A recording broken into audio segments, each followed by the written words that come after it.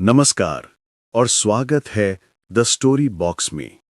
कथाओं की वो दुनिया जहां हर कहानी एक नया राज, एक नई रोमांचक यात्रा लेकर आती है। चलिए शुरू करते हैं आज का अध्याय। अरांधा राज्य अपने समय में वैभव, शांति और समृद्धि का प्रतीक था।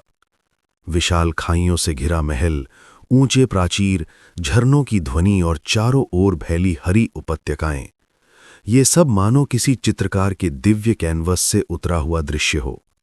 राजा सुरत इस भूमि के शासक थे, दृढ़, न्यायप्रिय और अत्यंत लोकप्रिय। कहा जाता था कि वे अपने प्रजाजनों के लिए पिता समान और शत्रुओं के लिए सिंह समान थे।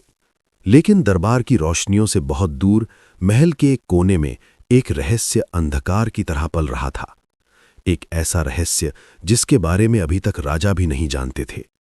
रानी देवमयी का व्यक्तित्व अत्यंत मनोहारी था। सभा में उनकी उपस्थिति किसी सुगंधित पुष्प की तरह वातावरण को मधुर कर देती। वे संगीत, नृत्य, लेखन कला और नीति शास्त्र में अद्वितीय थीं, परंतु एक आदत ऐसी थी जिसने धीरे धीरे उनके मन पर अधिकार जमा लिया था। जुआ खेलने की तीव्र इच्छा, जिसे वे किसी पक्षी की तरह पिंजरे में कैद तो रख सकती थीं, पर रोक नहीं सकती थीं। देवमयी के महल में एक गुप्त कक्ष था, जिस तक केवल उनकी विश्वस्त सेविकाएं ही जा सकती थीं। वहीं पासे फेंके जाते, ताश बिछती और घंटों मनोरंजन चलता। शुरुआत में ये केवल खेल था, फिर आदत और धीरे धीरे लत बन गई। रात के अंधेरे में जब राजा अपने कक्ष में विश्राम करते, देवमयी दबे पांव उस गुप्त कक्ष तक जातीं और घंटों खेलती रहतीं। उनके मन की बेचैनी तभी शांत होती जब वे काले सफेद पासों को उछालते हुए उनकी खनखनाहट सुनती। जो वस्तुएं कभी देवमयी के लिए केवल सुंदर थीं, अब वे खेल के दांव बन चुकी थीं। एक दिन उन्होंने मोतियों की कनक मालिका दांव पर लगा दी, जिसे स्वयं राजा ने अपनी माता की स्मृति में भेंट किया था। वे हार गईं और यहीं से गुप्त गलियारों में फुसफुसाहटें शुरू हो गईं। सेविकाओं की फुसफुसाहटें बढ़ने लगीं। सैनिकों के कानों तक खबर पहुंची और फिर एक दिन वही बात धीरे धीरे राजा सुरत तक भी पहुंच गई। राजा सुरत ने कई दिनों तक शांत रहकर स्थिति को समझा। वे एक दृढ़ शासक थे, किसी भी बात पर बिना प्रमाण के प्रकोप नहीं करते थे। उन्होंने एक गुप्त आदेश दिया कि रात में महल के भीतर गतिविधियों पर नजर रखी जाए। एक रात तीसरे प्रहर में पहरेदारों ने देखा कि रानी देवमयी अपने कक्ष से चुपके से निकलकर महल के अंधेरे हिस्सों की ओर जा रही हैं। राजा को इसकी जानकारी मिली। उनकी भौहें सिकुड़ी, हृदय दुखा। मेरी देवमयी मुझसे कुछ छुपा क्यों रही है? अगली रात राजा ने स्वयं पीछा करने का निर्णय लिया। रात का गहरा सन्नाटा था।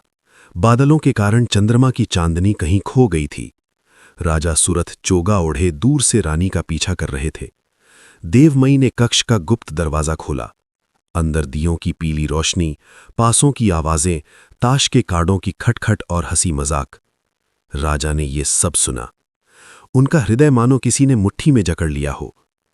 वे बिना कोई आहट किए वापस लौट आए।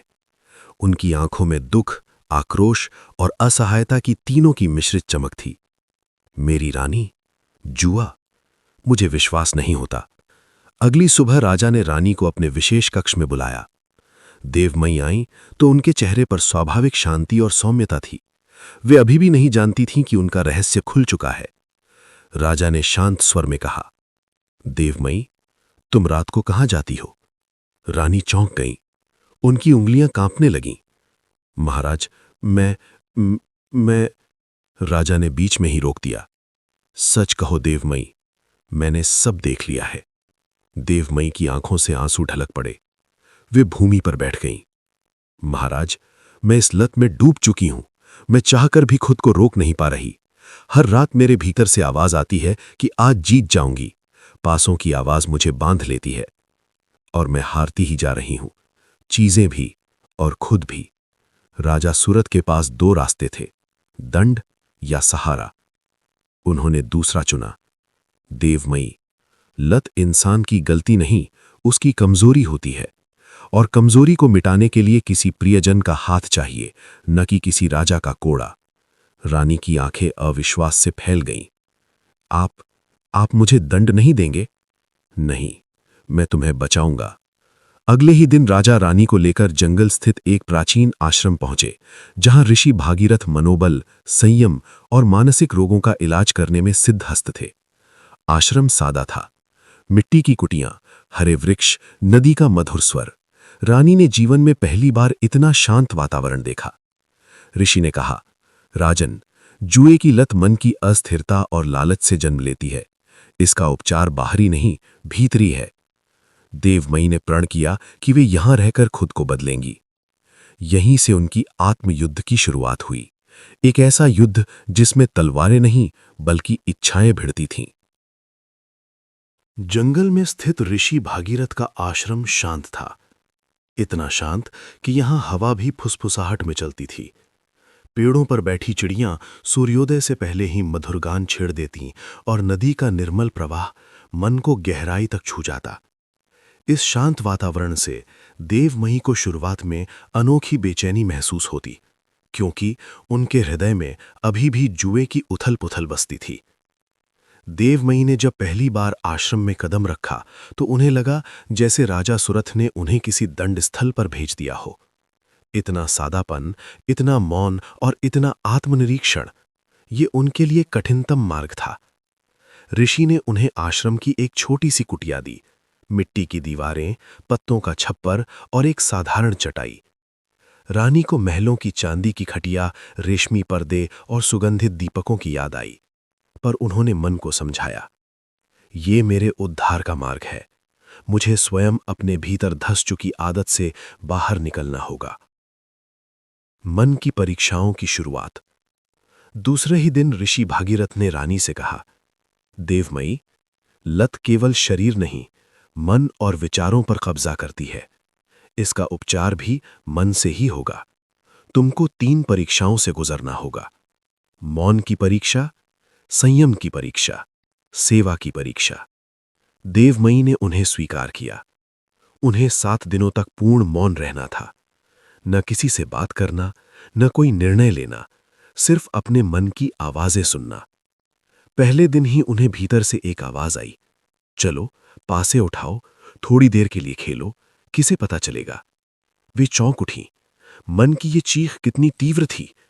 उन्होंने आंखें बंद कीं और गहरी सांस ली। मगर दूसरी आवाज आई, आज अगर खेल लिया तो क्या हो जाएगा? तुम रानी हो, तुम्हें खेलने का अधिकार है। देवमयी के हाथ कांपने लगे। उन्होंने खुद को चटाई पर बैठा लिया और आंखें बंद कर ध्यान लगाने लगीं। अगले दिन और कठिन हो गया। उनके मस्तिष्क में पासों की खनखनाहट गूंजती रही, मानो किसी ने लोहे की घंटियां बजा दी हों। मगर उन्होंने खुद को रोका। 7वें दिन तक उनके भीतर उठता तूफान धीरे धीरे शांत होने लगा। वे जान चुकी थीं, लत का पहला घर मन ही है। जब मन को शांत कर लो, आधी लड़ाई जीत जाती है। संयम की परीक्षा। कर्तव्यों और इच्छाओं पर नियंत्रण।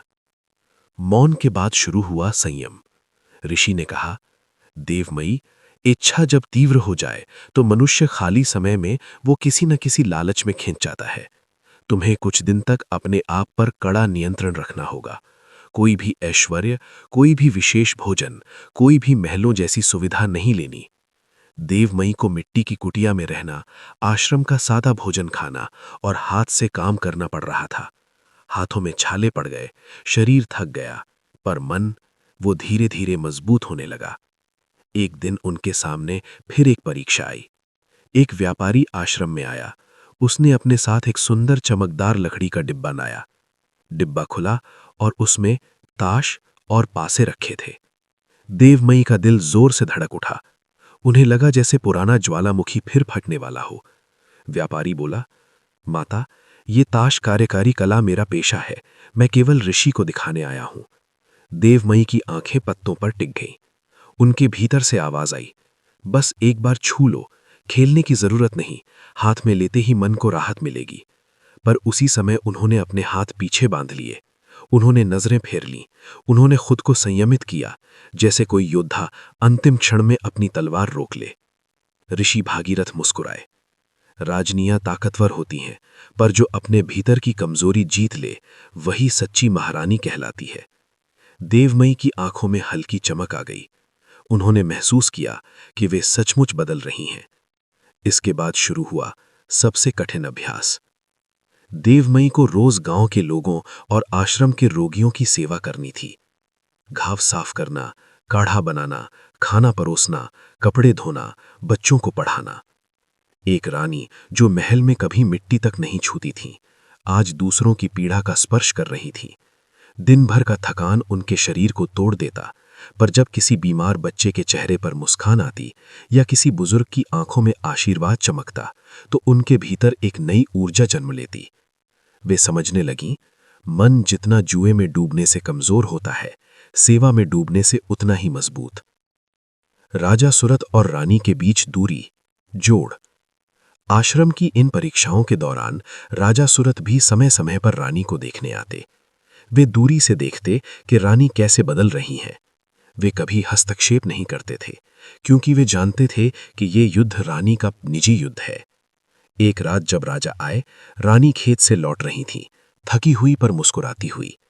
राजा ने कहा, देवमयी, तुम पहले से अधिक शांत दिख रही हो। रानी ने झककर कहा, महाराज, जब तक मन को न जीत लें, कोई महल हमें नहीं बचा सकता। मैं अब समझ रही हूं कि मैंने क्या खोया था और क्या पा सकती हूं। राजा की आंखें नम हो गईं। उन्होंने रानी के हाथ पकड़कर कहा, तुम्हें खोने का डर मेरे लिए किसी युद्ध से बड़ा था। तुमने खुद को बचा लिया, यही मेरे जीवन की सबसे बड़ी जीत है। ये बात रानी के हृदय में किसी दीपक की तरह जल उठी। देवमयी का मानसिक रूप से पुनर्जन्म। तीनों परीक्षाएं समाप्त होने के बाद रानी एक रात नदी किनारे बैठी। चांदनी में पानी चमक रहा था। वे अपने प्रतिबिंब को देख रही थीं। अब वे वही रानी नहीं थीं जो पासों की आवाज पर टूट पड़ती थीं। उनके भीतर एक नई शांति थी। उनके चेहरे पर आत्मविश्वास और आंखों में नई चमक थी। उन्होंने स्वयं से कहा, मैं अपनी सबसे बड़ी शत्रु थी और मैंने उसे हराकर स्वयं को पुनर्जन्म दिया है। ऋषि भागीरथ ने उन्हें देखकर कहा, देवमयी, अब तुम लौटने के लिए तैयार हो। राज्य को अब एक नई रानी की जरूरत है जो खुद को जीत चुकी हो। देवमयी ने शांति से सिर झुका दिया। वे जानती थीं, अब समय आ गया है। महल वापसी। अगले दिन राजा सुरथ देवमयी को महल लेकर लौटे, पर यह वही देवमयी नहीं थी। उनके कदमों में दृढ़ता थी, उनकी आंखों में पवित्रता और उद्देश्य था। महिलाएं, सेविकाएं, सैनिक सब रानी की बदली हुई छवि देखकर विस्मित थे। महल के अंदर उन्होंने पहला आदेश दिया, महल का गुप्त जुआ कक्ष तुरंत बंद किया जाए। उसकी जगह एक पुस्तकालय और स्त्री शिक्षा केंद्र बनाया जाएगा। ये सुनकर समूचा महल तालियों से गूंज उठा। महल में वापसी के बाद रानी देवमयी पूरी तरह बदल चुकी थीं। उनके चेहरे पर एक शांत प्रकाश था जो ये बताता था कि वे स्वयं को जीत कर लौटी हैं। उनकी चाल में दृढ़ता और आवाज में गहराई थी। महल की हर दीवार को जैसे नया अर्थ मिल गया था। लेकिन ये सिर्फ शुरुआत थी, क्योंकि अब उन्हें पूरे राज्य को बदलने का काम करना था। महल में पहला आदेश, गुप्त कक्ष का अंत। देवमयी ने महल में प्रवेश करते ही वो गुप्त कक्ष देखा जहां कभी वे रात रात भर खेलती थीं। दिए की झिलमिलाहट, पासों की खनखनाहट, ताश की सरसराहट, सब कुछ पिछले दिनों की तरह उनके मन में गूंजा। उन्होंने एक पल के लिए आंखें बंद कीं। मन के भीतर वही पुरानी आवाज धीरे से बोली, बस एक बार छू लो। देवमयी ने आंखें खोली और दृढ़ स्वर में आदेश दिया, इस कक्ष को तुरंत बंद कर दिया जाए। इसके स्थान पर पुस्तकों और कला का केंद्र बनेगा। लोगों ने आश्चर्य से उनकी ओर देखा। पहली बार रानी ने स्वयं उस जगह को समाप्त कर दिया जहां उनकी लत ने जन्म लिया था। एक तरह से ये उनके भीतर की विजय का प्रतीक था। महल में नई शुरुआत, स्त्री शिक्षा केंद्र। देवमयी ने तय किया कि महल में एक बड़ा हिस्सा स्त्रियों के लिए समर्पित होगा, जहां वे पढ़ना लिखना सीखेंगी, हस्तकला, चित्रकला और संगीत सीखेंगी, अपनी इच्छाओं को सही दिशा देंगी और सबसे महत्वपूर्ण, दिमाग को मजबूत बनाना सीखेंगी। ये सब वही चीजें थीं जो उन्हें आश्रम में सीखने को मिली थीं। रानी ने स्वयं कक्षाएं शुरू की। महल की स्त्रियां जो पहले ऊब और अफवाहों में दिन बिताती थीं, अब वे सूत काटतीं, चित्र बनातीं, कहानियां सुनतीं और एक दूसरे को प्रोत्साहित करतीं। राजा सुरथ ने यह देखकर कहा, देवमयी, तुमने महल को जीवित कर दिया है। जहां पहले जुए का शोर था, अब ज्ञान की आवाज है। देवमयी मुस्कुराईं। महाराज, जब मन को सही काम मिले तो गलत इच्छाएं अपने आप शांत होने लगती हैं। जनता में सम्मान का बढ़ना। धीरे धीरे रानी देवमयी केवल महल की नहीं, पूरे राज्य की प्रिय बनती गईं। वे आम लोगों की समस्याएं सुनने लगीं। वे गांव में जातीं, वृद्धों के साथ बैठतीं और स्त्रियों को जीवन सुधार की शिक्षा देतीं। गांव की बुजुर्ग स्त्रियां कहतीं, हमारी रानी तो अब साध्वी जैसी हो गई हैं। देवमयी हंसकर कहतीं, साध्वी नहीं, केवल एक महिला जिसने अपनी कमजोरी को हराया है। ये वाक्य पूरे राज्य में फैल गया और देवमयी प्रेरणा की मूर्ति बन गई। राजा और रानी का संबंध और गहरा। राजा सुरथ हमेशा चुपचाप देखते रहे कि कैसे रानी बदल रही हैं। उनके मन में रानी के लिए सम्मान और भी बढ़ गया था। एक शाम वे महल की ऊंची छत पर दोनों अकेले बैठे थे। हवा में ठंडक थी और आकाश में चांद पूरा था। राजा बोले, देवमयी, मुझे डर था कि मैं तुम्हें खो दूंगा। मैं राजकाज संभाल सकता हूं, युद्ध जीत सकता हूं, पर तुम्हारे भीतर की लड़ाई में मैं कुछ नहीं कर सकता था। देवमयी ने उनका हाथ थाम लिया। महाराज, आपने मुझे दंड नहीं दिया, बल्कि सहारा दिया। अगर आप साथ न होते तो मैं शायद कभी न बदल पाती। राजा ने कहा, तुम्हारी जीत देवमयी मेरी नहीं, पूरे राज्य की है। रानी की आंखें भर आईं। वो एक सच्चा क्षण था जहां दो हृदयों में केवल कृतज्ञता थी। लेकिन अंधेरी परछाइयां लौट रही थीं। देवमयी के परिवर्तन से राज्य में अच्छा प्रभाव तो पड़ा, लेकिन जहां प्रकाश होता है वहां अंधेरा अपना रास्ता खोज ही लेता है। राज्य के बाहर, सरायों में, चाय घरों में और बाजारों में एक नया नाम धीरे धीरे उभरने लगा, चंद्रगुप्त जुआरी। एक आदमी जो मन की कमजोरी को पहचानकर लोगों को अपने खेल में फंसाता था। वो इतना चतुर था कि लोग खुद ही उसके पास जाने लगे। कुछ दिनों में छोटे व्यापारी, नौजवान लड़के, सैनिकों के कुछ समूह, शहर के शिल्पकार सब उसके जाल में फंसने लगे। वो जुआ नहीं खेलता था, वो मनुष्यों के मन से खेलता था। और धीरे धीरे वो राज्य का नाम लेकर लोगों की भीड़ जुटाने लगा। अरंधा की रानी जैसी खिलाड़ी कौन है? मैं तो उससे भी बड़ा खिलाड़ी हूं। यह अपमान राज्य की सीमाओं से बाहर तक फैल गया। चंद्रगुप्त का नाम लोगों में लोकप्रिय होने लगा। राजा सुरथ को खबर मिली। उन्होंने अपने मंत्रियों से कहा, यह बात यहां तक कैसे पहुंची? एक वृद्ध मंत्री बोला, महाराज, यह व्यक्ति बहुत चतुर है। वो भीड़ के मन को पकड़ना जानता है और वो रानी के अतीत को हथियार बनाकर इस्तेमाल कर रहा है। राजा की आंखें गुस्से से फैल गईं, लेकिन रानी शांत रहीं। उन्होंने धीरे से कहा, महाराज, लगता है मेरे परिवर्तन की परीक्षा समाप्त नहीं हुई है। अब समय आ गया है कि मैं राज्य के सामने यह सिद्ध करूं कि मैं अपने अतीत से ऊपर उठ चुकी हूं। राजा बोले, देवमयी, वो तुम्हारा अतीत है, तुम्हारी कमजोरी नहीं। रानी मुस्कुराई, और अब मैं ये बात दुनिया को भी दिखाऊंगी। चंद्रगुप्त की नजर रानी पर। चंद्रगुप्त को जब पता चला कि रानी उसके बारे में सुन चुकी हैं, उसने अपने मन में एक खतरनाक योजना बनाई। यदि मैं रानी को ही जुए में वापस खींच लूं, तो पूरा राज्य मेरे पैरों पर झुक जाएगा। लोग कहेंगे, जब रानी जैसी तपस्विनी हार गई तो हम भी हारेंगे, और तभी मैं पूरे अरंधा को जुए के अंधेरे में धकेल दूंगा। उसने घोषणा कर दी, रानी देवमयी को मैं सार्वजनिक रूप से चुनौती देता हूं। यदि उनमें सच में संयम है तो सामने आए।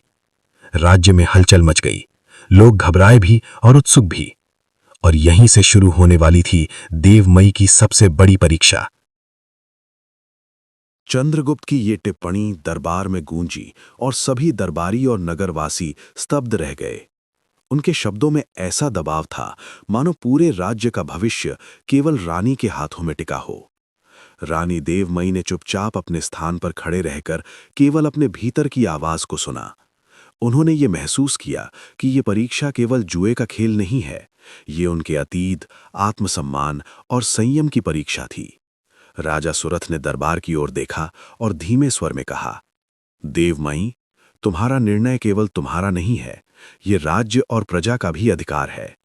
रानी ने गहरी सांस ली और चंद्रगुप्त की ओर देखा। उनके भीतर एक अदृश्य युद्ध चल रहा था। मन की इच्छाएं और संयम की ताकत आमने सामने थे। तैयारी और रणनीति। रानी ने अगले दिन खुद को तैयार किया। वे अपने कक्ष में बैठीं, आंखें बंद कर मन की शांति में डूबी रहीं। उन्होंने ध्यान किया और पिछले वर्षों में आश्रम में सीखी गई सभी बातें याद कीं। धैर्य, चाहे परिस्थितियां कितनी भी चुनौतीपूर्ण हों, शांत रहें। सत्यनिष्ठा, सिर्फ नियमों के अनुसार निर्णय लें, भावनाओं से नहीं। स्वयं पर नियंत्रण, मन की इच्छा को वश में रखें। उनके दिल ने कहा, यदि मैं स्वयं पर विजय पा गई तो कोई बाहरी शक्ति मुझे हरा नहीं सकती। चंद्रगुप्त ने पूरी दरबार सभा को सजाया। उसने बड़ी मात्रा में धन और बहुमूल्य वस्तुएं अपने पास रखीं और घोषणा की कि यदि रानी देवमयी हार गईं तो ये राज्य मेरे नियमों के अधीन होगा। यदि जीत गईं तो मैं कभी भी यहां लौटकर हानिकारक नहीं बनूंगा। लोग डर और उत्सुकता से उसके चारों ओर खड़े थे। कुछ ने धीरे से कहा, क्या सचमुच रानी इसे स्वीकार करेंगी? कुछ ने सोचा, क्या वो अपनी पुरानी आदतों में फिर फंस सकती हैं? पर रानी देवमयी ने सभी शंकाओं को पीछे छोड़ दिया। वे केवल अपने भीतर की आवाज सुन रही थीं। खेल शुरू होने से पहले रानी ने अपने हृदय में देखा। मन ने 3 चीजें सुझाईं। चुनौती स्वीकार करें, राज्य की प्रतिष्ठा बढ़ सकती है, पर जुए की लालसा फिर लौट सकती है। चुनौती अस्वीकार करें, राज्य और प्रजा के सामने डर दिख सकता है, चंद्रगुप्त और अधिक प्रभुत्व पा सकता है। नया समाधान ढूंढें, खेल में भाग न लेकर अपनी बुद्धि और संयम से विरोध करें। रानी ने शांत मन से निर्णय लिया, मैं खेल नहीं खेलूंगी, मैं अपनी शक्ति और संयम से दिखाऊंगी कि असली विजय केवल मन की होती है। चंद्रगुप्त का दूसरा वार। खेल शुरू होने के बजाय चंद्रगुप्त ने रानी का अपमान करना शुरू किया। रानी देवमयी केवल इसलिए खेल नहीं रहीं क्योंकि उन्हें अपनी हार का डर है। ये वही रानी है जिन्होंने कभी पासों और ताश में अपनी पूरी पकड़ खो दी थी। अब वे डर रही हैं। दरबार में कुछ लोग हंस पड़े, कुछ सिर झुकाकर डर रहे थे, पर रानी ने शांत स्वर में उत्तर दिया, सच ये है कि मैंने कभी हार को स्वयं से स्वीकार किया। अब मैं डर के नहीं, न्याय और संयम के साथ खड़ी हूं। जो जीतता है वो केवल ताश या पासे में नहीं, बल्कि अपने मन में जीतता है। इस उत्तर ने दरबार में स्थिरता ला दी। लोग सुन रहे थे और धीरे धीरे चंद्रगुप्त भी समझ गया कि ये रानी केवल बहकने वाली नहीं है। चंद्रगुप्त ने बार बार बहकाने की कोशिश की। उसने बहुमूल्य वस्तुएं और धन के दाव लगाए। उसने लोगों के सामने रानी को अपमानित किया, पर रानी ने अपनी शांति खोई नहीं। वे केवल अपने भीतर की आवाज सुन रही थीं। जो स्वयं को जीत लेता है वही संसार को जीत सकता है। अंत में चंद्रगुप्त को समझ आ गया कि रानी देवमयी मन की शक्ति में अजेय है। उसने हार मान ली। रानी ने कहा, यदि तुम सुधारना चाहते हो तो अपने ज्ञान और अनुभव का उपयोग करो, यदि नहीं तो कभी भी अरंधा राज्य की प्रतिष्ठा को चोट मत पहुंचाना। चंद्रगुप्त ने सिर झुकाया और शांति से वहां से लौट गया। पुरानी छाया का अंत और नई रोशनी। इस विजय के साथ न केवल चंद्रगुप्त का खेल समाप्त हुआ, बल्कि रानी का मन और राज्य दोनों सुरक्षित हुए। राजा सुरथ ने रानी को गले लगाया, तुम केवल मेरी रानी नहीं, पूरे राज्य की मार्गदर्शक हो। रानी ने मुस्कुराकर उत्तर दिया, सच्चा साहस केवल बाहरी विजय में नहीं, बल्कि अपने भीतर की कमजोरी पर जीत पाने में है।